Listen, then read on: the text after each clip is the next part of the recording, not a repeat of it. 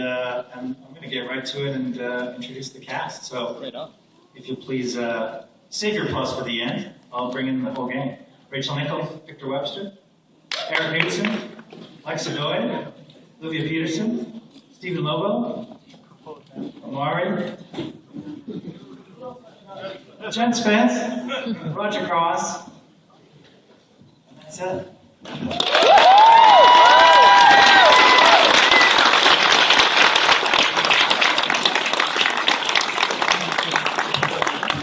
Before we get started, we're going to show you guys a little sneak peek of season 2. So if you draw your attention to the big screen here, you'll be the first people in the world who see this.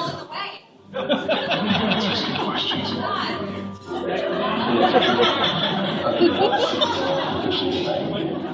fight we're facing requires a little outside boxing. This is good.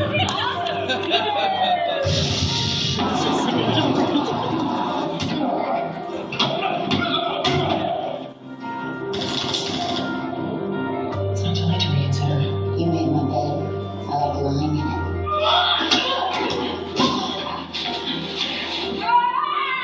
The whole world knows who you are. Some are calling you a hero. You're the best.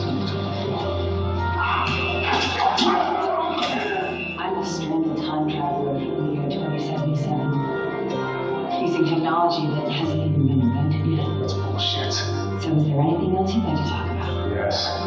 Tell me about Alex Sadler. I mean, I want to help you. I know you're trying to do the right thing. I just don't know whether or not I'm looking against the message. What about me? Why am I here? Why did you send me back? We both know that you're not what you say. What I will not stand for, what I will not stand for, is you questioning the loyalty of my officers. Are you following me? I have some very good skills for a guy in my work. Me?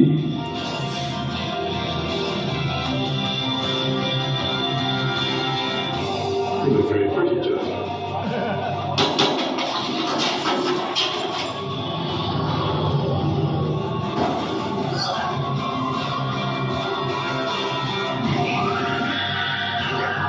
The future might be in play. How do you know the future hasn't already been changed?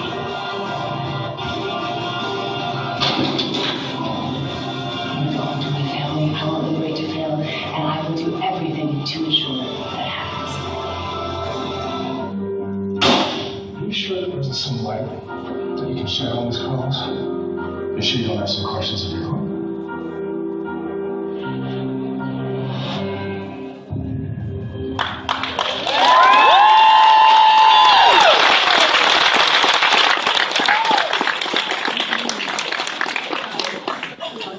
Nobody's seen that. These guys have seen it.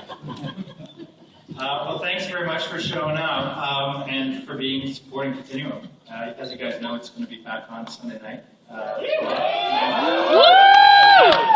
On Showcase. So you're going to enjoy the first episode, I think, a lot. And you got 13 this season instead of 10, so I think that's also going to be an opportunity to tell more stories and get deeper into mythology. So at some point, we're going to open it up to Q&A, but first I'm going to sort of moderate and let the cast here have some fun with each other.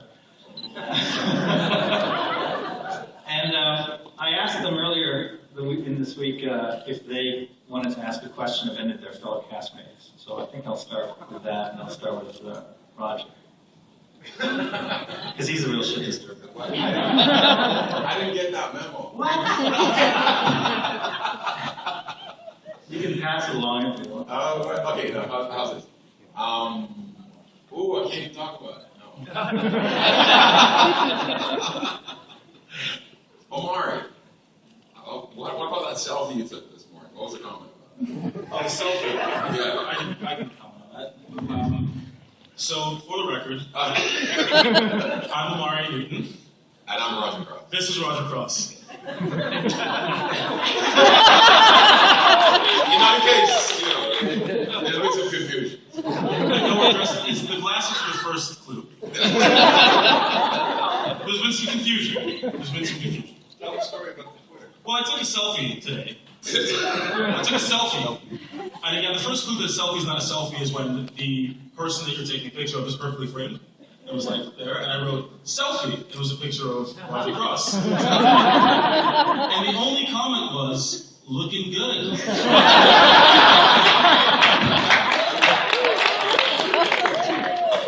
thank all of you for that. Thank you. All right, Roger, thanks for getting us off on the right foot. All right, Jennifer. Yes. My question is for Eric. I would like to know what the very best piece of life advice you've ever gotten is. Best life advice. I once got told by Brittany Murphy at one point that she asked if I had the fire in my stomach for acting. And it's like, all us actors kind of know, like when you get a really cool role, you have this like really strong desire. And that's what she was talking about. She says, if you ever lose that fire, then it's over and you shouldn't be doing it anymore. And I still think that's true, and I still have that fire, and that's why I continue on. Continue on. Good one. Mario. My question is for the whole cast. How nervous were you on a scale of 1 to 10 when you found out you'd be working with me? No,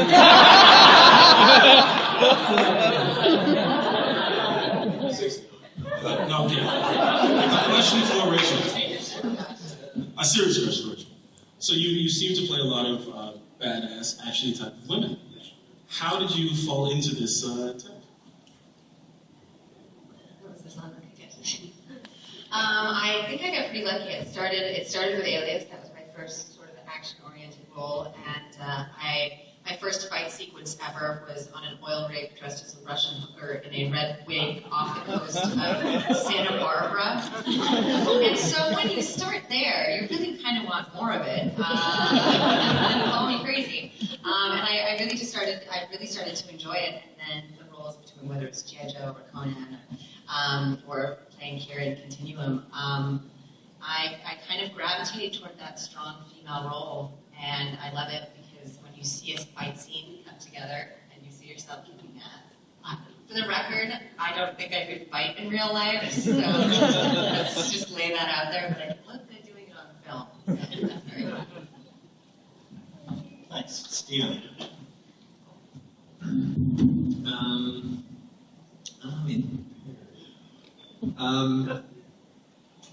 Lugia. Yes, Stephen? Will you tell us about your morning? Wow, you guys really prepared. I should have given you 3 weeks. So my girlfriend is in a band, and I went to support her at the media club last night. And yeah. So my great band called Lospin, no big deal. WW. So like a responsible actress, I excused myself at a reasonable hour. I sent Omari home to get his, go home, put him in a cab, at beauty sleep. And doesn't he look good? Yeah. And I put myself in a cab and went home to fall asleep so I could sound somewhat articulate today. And I got home and I didn't have my house keys on me. So I proceeded to kind of curl up into a small little ball near the front door and wait for my girlfriend to come home. And of course, anyone that's involved in music knows you have to wait till the last band, you have to take all your gear, put it in the jam space, da-da-da-da. So it was a good hour and a half. I don't know if you guys were outside last night, early this morning, around 2 in the morning, but that's what I was doing, curled up by my front door. And doesn't she look amazing? Thanks for that, Stephen. Not to self-ask Stephen. Eric. Okay, my question is to Omari and Jen. We are nerds. In the show, we have a lot of complex dialogue in real life. I was just wondering, for my own personal use, how do you guys prepare such long, speechy, tech talk dialogue? How do you guys prepare? Oh, God. Just joking. I love it. I love it, Simon. I Wikipedia the crap out of it, usually, is how I start. And then Just repetition, man. Good old-fashioned repetition to anyone who will bloody listen, which is usually my cats or my husband. So, might be that. I will literally say anything someone puts in front of me. So I don't even read it. I don't do any research. I don't read it. You can put, if Simon handed me a paper that said I'm an idiot, I would say it right now. So that's my trick. Blanks, like, can you answer that? Have you? How do I prepare? I also do the repetition thing. I think Jay-Z actually said, if you repeat something scientifically, if you repeat something 18 times, it is permanently ingrained into your brain. Not permanently, but it'll be ingrained into your brain for the next couple of days. So if you repeat your dialogue 18 times, Jay-Z? To give the honest answer, that's actually what I do as well. He's such a good actor, I can't tell if he's being serious. What I'm saying is I'm the Jay-Z of sci-fi.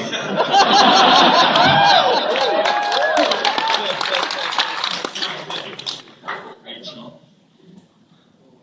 My question's for Steven. So, although obviously this episode hasn't aired yet, Pat Williams had this brilliant idea. Pat Williams had this brilliant idea that while you were being Kellogg and entertaining some lovely ladies on your yacht, that you might actually drop trow and stand up out of the hot tub, ass in camera. How were you going to do that?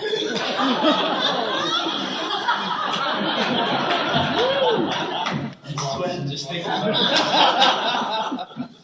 You know, we never actually ended up shooting. I know, I just wanted to bring it up. Yeah. I think Steve went around town and rented all of the boats so we couldn't shoot the scene. We found every boat with a hot tub and rented it.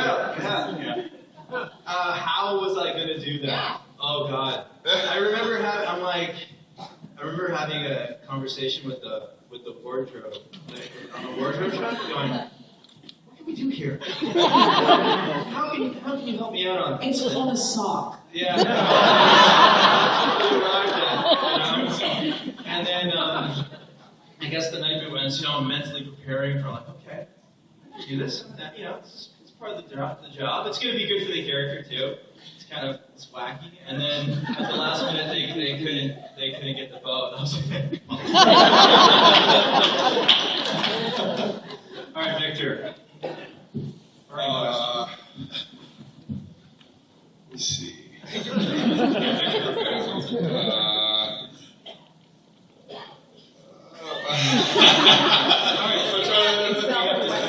So Victor, I don't think I want to ask a serious question. I'm just going to ask a serious question. I guess to anybody that wants to answer it, just real quick, if you could embody any character in real life that's on the show, who would it be? And real quickly, why? Is there anybody that has thought about that or has an answer?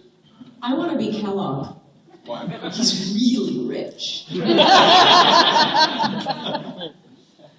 else? You guys Hard question. Yeah. Apparently, I'd say hero. Why would I want to Well, be you anybody else? can't be yourself. Oh, okay. Now you're adding that adjustment. You can't be yourself.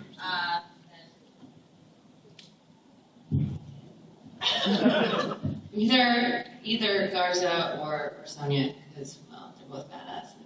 They're pretty easy on the eyes. Little power. We've got Jen Spence as well. I wouldn't choose to be any of the boys, I don't think.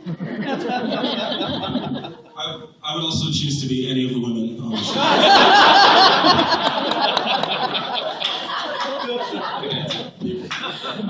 You will be at punchlines later on, ladies and gentlemen. I'm literally here all night. That's true, he is. Simon Barry. Yes. He's not on the show. Big. Oh, I'm sorry. You obviously are on the show. Not yet. Biggest challenge for you to go through season 1, have it be the success it was, and then prepare for season 2. Not blowing it. Living up to the expectations, I think. Making sure that we satisfied ourselves, you guys, and the fans. That's a tall order. I think we did it. Yeah. I think we did it. You did it. How many of the cast are going to get killed off in the next season? You didn't really prepare what you asked us to prepare. Well, now that I've seen you in action, I can, judge that and start thinking about who's coming back and who isn't. No, that's the great thing about a time travel show. If you were alive in 2077, technically you may never be off the show. However, 2013 is another story. 2014 is another story. 2015, you better check with your agents. Make sure they're on board for 20. Have I mentioned lately that I think you're really awesome? Yes. Olivia. So, my question is for Lexa. So, has this ever happened? I mean, you've been doing this for a while.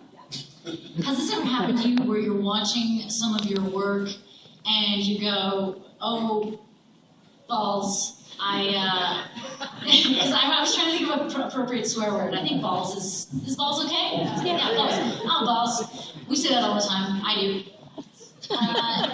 I didn't sell that line, or that was cheesy, or like self. Okay. Not that that's ever happened to me, but how do you bounce back from that? What do you do? Does it affect you? Yeah. So the process goes like this. Watch it, cringe, cry, question whether or not you're going to be an actor, careen down a shame spiral, pick yourself back up, brush your shoulders up, and say, I'm going to keep going. It's pretty much how it goes. Try and learn from music. But I'll tell you something, the careening down the shame spiral, whee! Well, thanks for answering your own questions, guys. I appreciate that. I've got a bunch more here from that Todd, our intrepid writer's intern, has collected from the internet and places beyond. So I'm going to ask you guys a few questions that the fans want to know the answers to. So Rachel, in season 2, Kira has been in our time for several months. She's developing a life here in our time. Can you envision a day where she questions her desire to go back home? That's a really interesting question, because immediately I want to say no, absolutely not. She has a life in the future. She has her son. She has her husband. She's desperate to get home to them. But there is this underlying idea in season 2 that the longer time people spend in the present, the more they forget about what exists in the future. The idea for Kira innately is, how could I ever forget about my son and my husband, let alone get to the point where I actively am not trying to get home. So I want to say no immediately, but in my gut, I feel like there is that possibility that it slips away so much that it almost begins to feel like it wasn't real. That's good. For Victor, Carlos has been shown to play by the rules, but how does he justify covering for Kira even if he doesn't believe in her himself? She doesn't play by the rules. She's the opposite of Carlos completely, but she's always got my back. She goes out there and she accomplishes things, and she's making a dent. She also has a mandate from Section 6, which I've been ordered to follow, to allow her to do anything and any means necessary pretty much. So even though I don't agree with it, I'm following her orders in letting her do that, and that's how Carlos justifies it. Okay. Eric, Alec is a computer genius and a self-proclaimed geek. What is his favorite comic book? I've seen a few lying around, actually, around his lap. I think he would be a Spider-Man fan. I think he would like Spider-Man. He's a genius. Peter Parker is just a smart guy, and maybe one day Alec wants to be Spider-Man and genetically mutate himself. Okay, I better take a note. Do not do that. Lexa, fans want to know, what is your favorite thing about sci-fi fans? Oh God, you know what? I hate to say it because it makes it sound like other fans are dumb, which I wouldn't say that, but they're so smart, so educated, so well read, so engaged, so intellectually challenging, and so committed. And some of them really like to dress in costume, which makes my heart sing. So that's my biggest, and the loyalty. The loyalty is actually what I kind of really dig about sci-fi fans. And they're kind of nerdy like me. Yes, you are kind of a nerd. I've just discovered that you're a total Star Wars nerd. And, yeah. Nerd. Pretty cool. Luvia, this is a great question. Garza turned into a fan favorite in season 1. Of course. When can we expect a spin-off? I'm talking to my people right now. Actually, it's going to happen. We joke around about doing a product line, because we call it Garza's Grunge. I don't know, what do you guys think?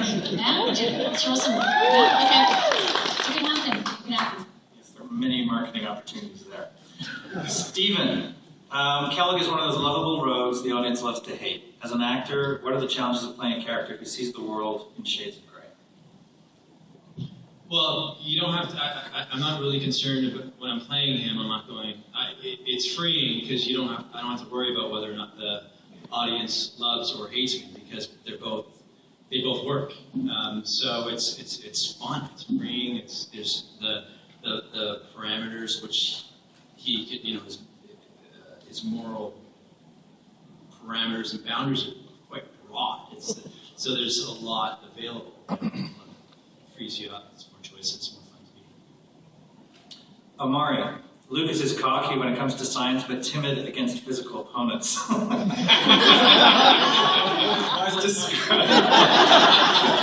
Describe Lucas in a fight.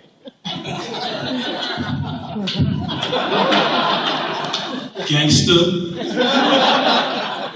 Winning. No, I think Tiger Blood, yeah. No, I think Lucas, he's an intellectual, right? And the thing that's cool about playing Lucas is, I get to go completely against type and act like a total coward. But I think he kind of reflects how most audience members would react in situations of violence. He's a civilian. He's not a soldier, right? So when stuff's popping off and these guys are shooting guns and stuff, I can just rely on my natural instincts to dive for cover.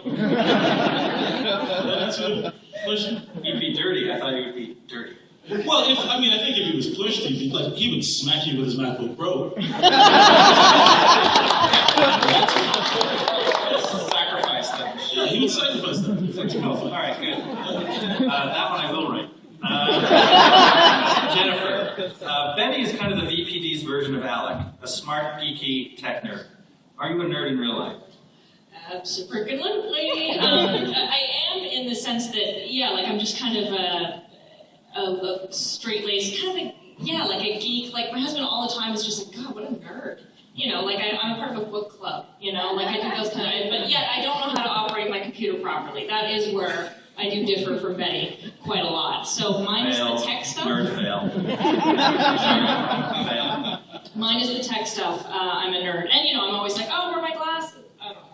Stereotyping, but I'm wearing contacts, but usually wear my glasses. I'm like, oh, I can't see, I gotta get my glasses, Anyway. All right, that's good. That's good. Last question is for Roger. Roger, this isn't from the internet, this is just me. You seem to be on every frickin' show there is. Two-part question. A, how do you do it? And B, do you have a clone? Or twin? You know about No, really. Created. How do you juggle 4 shows or whatever it is? Oh, it was only 3. Oh. The other one was just a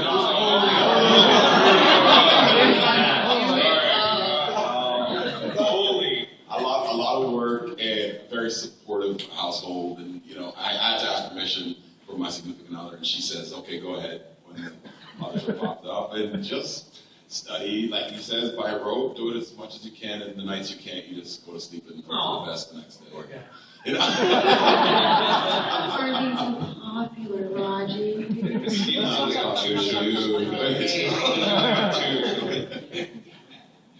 All right, thanks, guys. Well, I think we're going to open it up to your guys' questions now. So I think they've set up a mic right in front of the camera stand here, and the other side roughly parallel. So whoever wants to ask a question, feel free. Unless it's about a major plot point in season 2.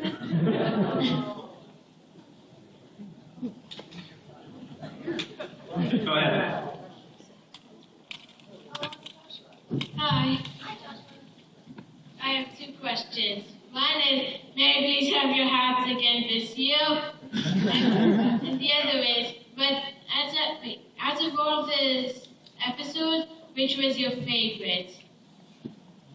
Wow, good question. Let's start with Rachel. Wow. Gosh, there were so many great episodes last season.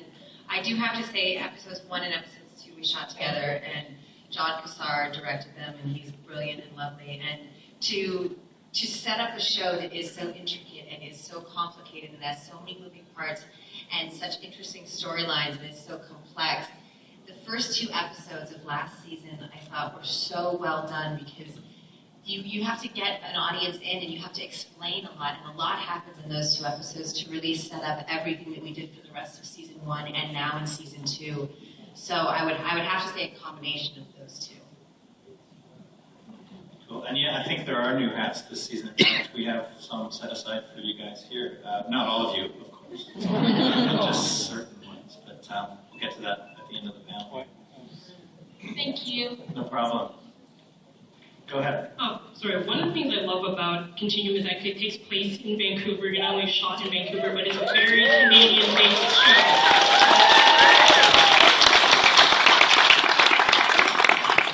And I'm just wondering, because it aired in Sci-Fi in the States, I'm just wondering what's the reaction been like to American fans to a show that takes place in Vancouver, BC, and they may not be familiar with a lot of the street names you see like Granville or Canby or Arbutus. So I'm just wondering, how does the reception been like in the States? I don't think it's been any different. Taking place in any large sort of cosmopolitan North American city, I'm very happy and not surprised to see that American audiences completely accept it.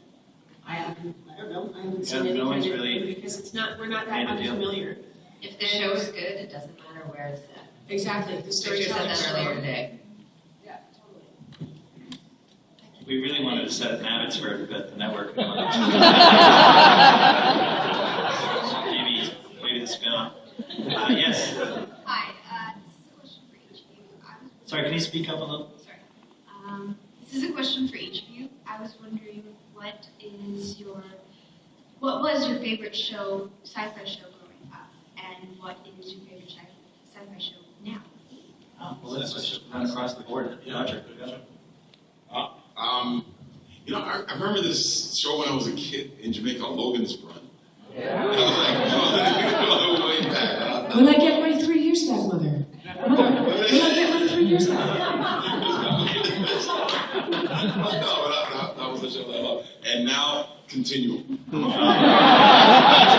great show. Totes. I would say, yeah, Continuum for sure. And growing up, I really liked Doctor Who. I don't remember that much about it now, because it's a long time ago.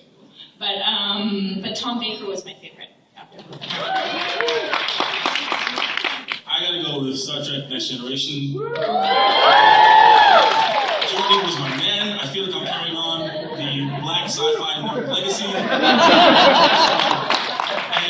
now, I don't know if this counts, but I love the show Misfits. Michael Jordan is so disappointed right now. What? I don't know. Can you do? Go ahead. Put a little something. Yeah, that could work. But the show Misfits, does that count as... I think of the original Star Trek, and it was the first time as a kid I'd watch it and go, oh wow, there's something really cool here. They're able to tell these stories about now, but from the future, and the diversity as well on screen. I remember it being kind of like interested in that. And then now definitely Continue. I don't know if it counts, but I was a big fan of Inspector Gadget. I had a crush on Penny. And I always wanted to be Inspector Gadget. And that was my favorite show growing up. I watched it every morning with my toast and peanut butter. So I only had 3 TV channels growing up, and we were only really allowed to watch a half an hour of TV a week or a night. We watched a lot of Jeopardy, which doesn't qualify. That explains a lot about you, though. We had family competitions, which also is not sci-fi. But yeah, I was not a big TV watcher as a child. I mean, Cosby Show was on, that's also not sci-fi. So I think my love of sci-fi has grown as I've been in the business and I've had the opportunity to participate in different shows, whether Alias counts or not as sci-fi. I'm pretty sure that it does. But movies, and now obviously in Continuum, and being in Star Trek and stuff, I think my love of sci-fi has really been born out of my direct experience of working in the industry and with the genre. I grew up watching a lot of movies. I wasn't allowed to watch a lot of TV also, so obviously huge Star Wars fan. Watched them so many times. It's annoying for people to watch it with me because you just sit there and you quote the whole movie, right? But I like a lot of action shows. Manimal, way back in the day. Knight Rider. I loved all those shows. But sci-fi is one of my favorite genres, and I can't wait to go see Oblivion this weekend. Yeah. Anybody else? Yeah. I was a big fan of Star Trek. All incarnations. Most of them, actually. And big fan of Mr. Shatner. And my current favorite would have to be Continuum, or else I will get fired. But given my personal working history, I'm rather a big fan of quite a few sci-fi shows, shockingly enough, one of which would be Stargate. Yeah, there's a few. So, but I've always loved science fiction. I've always loved reading it too, like Larry Niven, awesome, the Real World Series, all that sort of stuff. So I'm a big fan of the genre in general. And go Star Wars! Yeah, you know, when you said Knight Rider, that brought me right back. I promised my mom I would buy her a Knight Rider car once I got old enough to be able to afford it. Yeah, but I grew up watching the original Star Trek with my grandpa, and it was great because it was something we could connect on. We didn't have a lot of things in common, but for that episode, we'd sit down and we'd talk, and so it was a nice way to connect with him. But really, Voyager is my favorite Star Trek. I own the whole season, and you, if you don't, you can come up and talk. We'll talk. Janeway, like female captain. Okay, good. So right now, I think that's, you know, aside from Continuum being the obvious I love, and I'd watch the show even if I wasn't on it. But it helps that I'm on it, because yeah. But I think right now, Falling Skies is pretty cool. I like that show, so and I'm on that too. Aren't you on that too? Yeah. Next question, please. Thanks, guys. All right, this is for the whole cast and creator, if you like. For the gamers of you, what is your favorite game to play in and out? I'm a God of War man myself. Mario Brothers is first Mario Brothers. Pac-Man. Anything where I can beat up my friends. Rock Band. I'm a Call of Duty and GTA 4 kind of guy. I can't play those, I'll get a divorce. They suck me in. I may have a level 54 Demon Hunter in Diablo 3. Frogger. Does Candy Crush count? I'm playing the Arma 3 Alpha right now. So that makes me the nerdiest person up here. I'm actually playing Alpha. You guys even know what that is, do you? Although I did watch my husband lose weeks of his life to Skyrim. Anyone ever played? Okay, that's a stupid question, but yeah. And I want a Wabbajack. That's all I'm going to say. I think I need a Wabbajack. Can you arrange that for Sunday? I can arrange anything. I lost a few weeks of my life to Splinter Cell. Oh, yeah. Oh. Back before I had a career, I played video games. Assassin's Creed. So I got a two-parter, kind of a brief thing here. But if you were technologically oriented, you're kind of a geek. If you're more on the comic book side, you're a bit of a nerd. Which out of you guys would be considered more geek or nerd based on the genre that you follow along? And Relaxa, by the way, Andromeda lives. Oh, did she? Where? She hasn't called me, and I've written her like a ton of times. I'm gonna have to go with, since I'm not very technologically oriented, I can't be a geek, and since I wasn't into comic books, I can't be a nerd, so I think I'm a dork. It sounds very similar to those, and again, it's just sort of the same vibe, but I don't have to align myself with any one genre. I'll go with Rachel on this one, and I'll be a dork too. The thing about nerd and geek is, it for in my case anyway, probably not yours, it implies some kind of intellectual accomplishment, which I so don't have. So I aspire to geekdom or nerddom, I guess. I look up to it and wish I could embrace it. Just be one, but in the meantime, while I try, I'll settle for dork. And nobody else wants to admit anything. I would consider myself a techie more than a nerd. I like new technology, and I like building things and stuff like that. I'm a nerd. I would say kind of a nerd geek hybrid. Because I'm kind of bad at technology, but I like video games, but I'm more of a comic book dude. There's a difference. There's a difference. Jeremy can explain it. A nerd is more tech, but a geek is more comic books, right? Is that what it is? That was the way. No, you were right. Don't dump yourself. Don't This is what happens on set. I start doing a scene, it starts off well.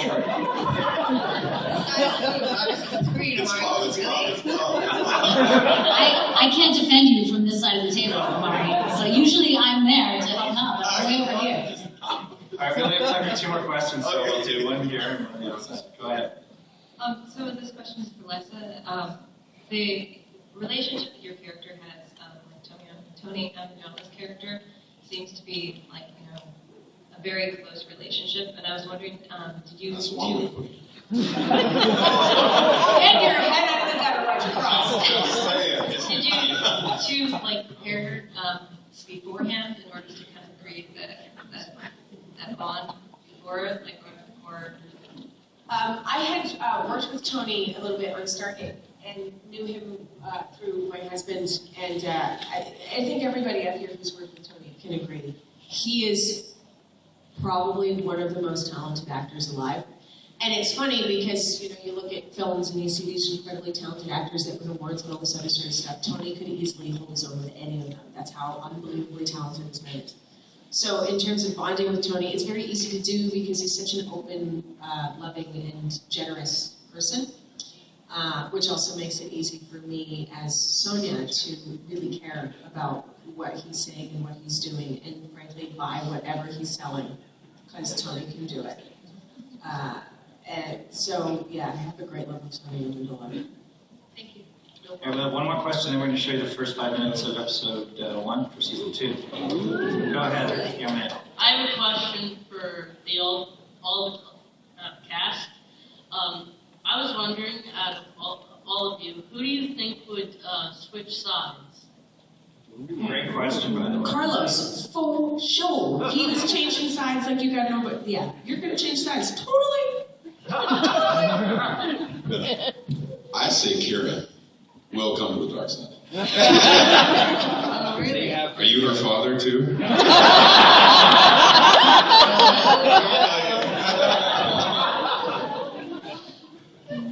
Anybody else? That wasn't meant for any I think anyone is capable of switching. Absolutely. Except for Carlos. I don't know. I feel like I gotta say Lobo. You're kind of. But I'm already kind of. Yeah, you're already flip-flopping. So whose side are you on, man? There's a third Or side. Dylan. Dylan would be a fun one. Guys, no spoiler, but I feel like Alec might be going to a dark place. I don't know why I get that feeling. Wow. They're not all home runs, people. They're not all home runs. Well, thanks for those questions. Really appreciate it. We're going to show you the first 5 minutes of episode 1 now. So,